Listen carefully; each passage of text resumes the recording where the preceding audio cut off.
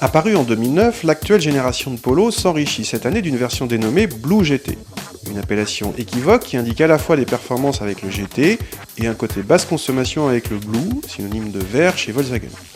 Forte de 140 chevaux, cette Blue GT est reconnaissable à ses boucliers avant et arrière empruntés à la GTI et des roues de 17 pouces fournies de série. A l'intérieur, cette Blue GT se base sur la finition Sportline et y ajoute quelques éléments spécifiques comme le volant ou la sellerie. La planche de bord moussée fait partie des références de la catégorie pour la qualité de présentation. A l'opposé, le GPS présent sur notre voiture est en retard par rapport à la concurrence. La Blue GT donne le choix entre les boîtes mécaniques ou DSG.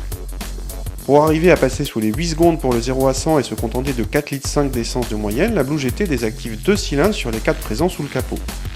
Le résultat est bluffant, le passage de 2 à 4 cylindres est quasi imperceptible et peut s'opérer plusieurs fois par minute.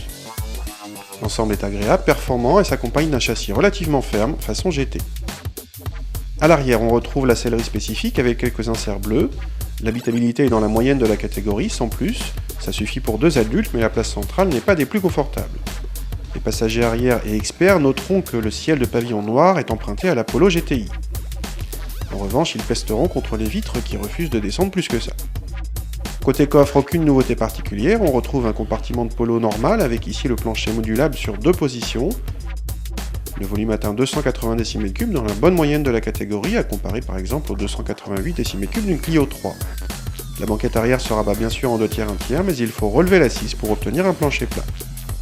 Avec cette Blue GT, Volkswagen place un intermédiaire entre la Polo 1,2 litre TSI de 105 chevaux et la GTI, en étant plus sobre même par rapport à la version 105 chevaux. Le même moteur se retrouve chez Audi sur la 1 et la 3 pour l'instant, mais en plus cher forcément.